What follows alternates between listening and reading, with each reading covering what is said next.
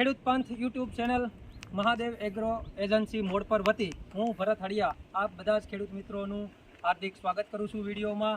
તો આજે આપણે પ્રગતિશીલ ખેડૂત એવા મનોજભાઈ ખાવતરની વાડી ઉપર ફિલ્ડ વિઝિટમાં આવ્યા છીએ મગફળીની. તો ખેડૂત મિત્રો પહેલાં ખેડૂતનું આપણે ઇન્ટ્રોડક્શન આપશું તમને. તમારું નામ કહેજો. મનોજભાઈ ગામ તમારા મોબાઈલ નંબર 9825526280.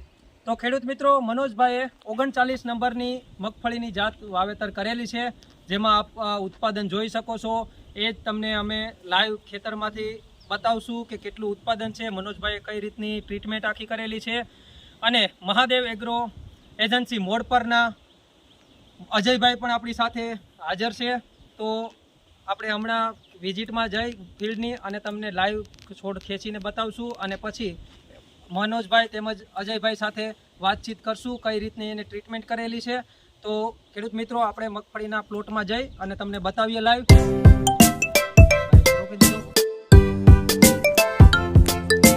તો ખેડૂત મિત્રો આપણે હવે મનોજભાઈના ખેતરમાંથી લાઈવ એટલે કે તમને તમારી આંખ સામે છોડ ખેંચીને બતાવીએ કેવો ફાલ છે, કેવું મનોજભાઈના ઉત્પાદન કેવું રહેશે. મનોજભાઈ બે છોડ ખેંચીને આપણા ખેડૂત મિત્રોને બતાવો.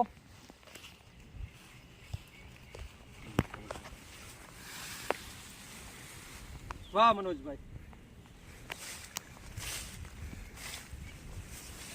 તો ખેડૂત મિત્રો તમે જોઈ શકો છો 39 નંબરની મગફળીની વેરાયટીમાં મનોજભાઈએ જે ટ્રીટમેન્ટ કરી છે એ મુજબ કેવો ફાલ છે, કેટલું ઉત્પાદન આવશે એ હમણાં આપણે મનોજભાઈના મોઢેથી જ સાંભળીએ. તો મિત્રો તમે જોઈ શકો છો કે આ તમારી નજર સામે ખેંચેલા છોડ છે, એવું કોઈ છે નહીં કે અમુક જગ્યાએથી સારી જગ્યાએથી ખેંચેલા છે. તો તમે જોઈ શકો છો આનો ફાલ કેવો છે, ડોડવા, જીજીડાની સંખ્યા. તો મિત્રો તમને હવે મનોજભાઈનું અને અજયભાઈનું કઈ રીતનું ટ્રીટમેન્ટ કરેલી છે એ વિસ્તૃત માહિતી આપશે. તો મનોજભાઈ આપણે દવા તમે કઈ જગ્યાએથી લ્યો છો આના માટે? દવા ખાતર મહાદેવ એગ્રો મોડ પરથી. સરસ. આમાં કઈ વેરાયટીનું આ વાવેતર તમે કરેલું છે? 39. અને આજે કેટલા દિવસની આ મગફળી થઈ છે? 3 મહિના અને 3 દિવસ થયા. 3 મહિના અને 3 દિવસ એટલે 90 ને 93 દિવસ જેવું થયું છે. તો હવે કેટલા દિવસ ઊભે એવું લાગે છે? 10-12 દિવસ લાગે છે. તો અજયભાઈ આપણે મનોજભાઈને કઈ દવાની આમાં ટ્રીટમેન્ટ કરેલી, કયા પ્રકારના ખાતરો વાપરેલા તરીકે આપણા ખેડૂત મિત્રોને જણાવશો. નમસ્કાર ખેડૂત મિત્રો, મહાદેવ એગ્રો વતી હું આપ બધાનું હાર્દિક સ્વાગત કરું છું. ત્યારે આપણે મનોજભાઈને પાયાથી માંડી અને અત્યાર સુધીની જે ટ્રીટમેન્ટ આપી એમની માહિતી હું આપું છું. ત્યારે સૌપ્રથમ પાયામાં ખાતર ડીએપી અને ફાડા સલ્ફરનો ઉપયોગ કરેલો છે, બરાબર. ત્યાર પછી જે રીતે વાતાવરણ સેટ થાય એ પ્રમાણે એમને ફૂગનાશકના માઇક્રોન્યુટ્રિયન્ટના રાઉન્ડ લીધેલા છે. મનોજભાઈ આપણે કીધું એ પ્રમાણે ટ્રીટમેન્ટ આપેલી છે પાયાથી માંડીને અત્યાર સુધીની ટ્રીટમેન્ટમાં. ત્યારે મનોજભાઈએ ટોટલ 4 રાઉન્ડ લીધા છે મગફળીમાં. ફૂગનાશક, માઇક્રોન્યુટ્રિયન્ટ પ્લસ જે સૂયા બેસાડવાની દવા આ છે તે છે, બધી જ માહિતી આપણા પાસેથી લઈ અને મગફળીમાં છંટકાવ કરેલ છે. ત્યારે મનોજભાઈ આપણને શું લાગ્યું મગફળીના રિઝલ્ટમાં? બહુ સારું. તમને આ છે અજયભાઈ આમાં મનોજભાઈને આપણે કઈ દવાઓના જનરલ છંટકાવ મારેલા છે? ફૂગનાશક કે હાલમાં કેટલા દિવસે પેલો રાઉન્ડ લીધો હતો અને કેટલા દિવસે લેવો જોઈએ?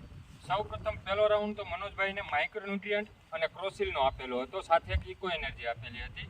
બીજા રાઉન્ડમાં મનોજભાઈને ક્રોસિલ, માઇક્રોન્યુટ્રિયન્ટ આપેલા હતા. ત્રીજો રાઉન્ડ મનોજભાઈને ક્રોસિલ પ્લસ ફ્લોવેરા ફ્લાવરિંગની દવા સૂયા બેસાડવા માટે, બરાબર. અને ચોથો રાઉન્ડ એમને આપેલો હતો એક આપણે હેક્ઝાકોનાઝોલ 75% અને પેક્ટ્રાબુટાઝોલનો રાઉન્ડ આપેલો હતો. આ એમનું રિઝલ્ટ સામે.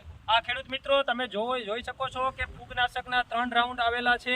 તો આમાં કોઈ જ જાતની ફૂગનાશક કે જે આપણે ખેડૂત સાદી ભાષામાં કહીએ છીએ ચિકનગુનિયા, જે મગફળીના ડોડવા ઉપર જે કાળા ટપકા પડતા હોય છે, એવું કોઈ જ ડોડવા આમાં દેખાતા નથી. પ્લસ કે આમાં કોઈ જાતની સફેદ ફૂગ, કાળી ફૂગની અસર દેખાતી નથી, તમે જોઈ શકો છો. અને જે ફાલની દવા મારેલી એના લીધે જે 35 થી 40 દિવસે ખેડૂત મિત્રો ફાલની દવા ફરજિયાત મારવી જોઈએ. જ્યારે શરૂઆતમાં મગફળીમાં ફ્લાવરિંગ તમને દેખાય એટલે 35 થી 40 દિવસે પહેલો રાઉન્ડ ફાલનો લેવાનો હોય છે, જે મનોજભાઈ આમાં લીધેલો છે. તો તમે જોઈ શકો છો કે જીજીડાની સંખ્યા એના લીધે ઓછી નથી કે એક સાથે સૂયા ફૂટી અને એક સાથે ડોડવા બંધાય એટલે આ પ્રશ્ન નથી આવતો, જેના કારણે તમારું ઉત્પાદન વધી શકે છે. અને મનોજભાઈ હવે મારી એક અંગત સલાહ છે કે હવે તમે એક ડોઝ આમાં મારવાના છો તો આ જે જીજીડા અમુક ટકા હોય અથવા તો દાણો ભરાય એના માટે અજયભાઈ કયો ડોઝ મારી શકાય? હવે મગફળી ઉપડવાને આપણે 15 દિવસની વાર છે, ત્યારે આપણે આ મગફળીમાં 0050 અને જીબ્રેલિક એસિડ 40% છંટકાવ કરી અને અમુક ટકા જે દાણા ભરાવાના બાકી છે અને વજન વધારવા માટે આ રાઉન્ડ મારવાનો છે. હા, તો ખેડૂત મિત્રો, ઘણા ખેડૂતના મનમાં એવું હોય છે કે જીબ્રેલિક મારવાથી છોડની સાઈઝ વધે છે, પણ એ વસ્તુ તદ્દન ખોટી છે. એ ખેડૂતની માન્યતા છે અને ખેડૂતના પ્રયોગો છે. તો એ છોડ વધારવા કરતાં દાણા ભરાવવામાં અને જે દાણાનું વજન વધારવામાં, ફળ ફ્રૂટની સાઈઝ વધારવા માટેની વસ્તુ છે. અને 0050 કે જે પોટાશ છે, તો પોટાશ તમારા ડોડવામાં દાણાની ભરાવદાર કરે છે, કલર લાવે છે. તમે આ જોઈ શકો છો, મનોજભાઈને ફ્લાવરિંગના ડોઝના લીધે તમે ડોડવો તોડી નથી શકતા હાથેથી જે દબાવીને.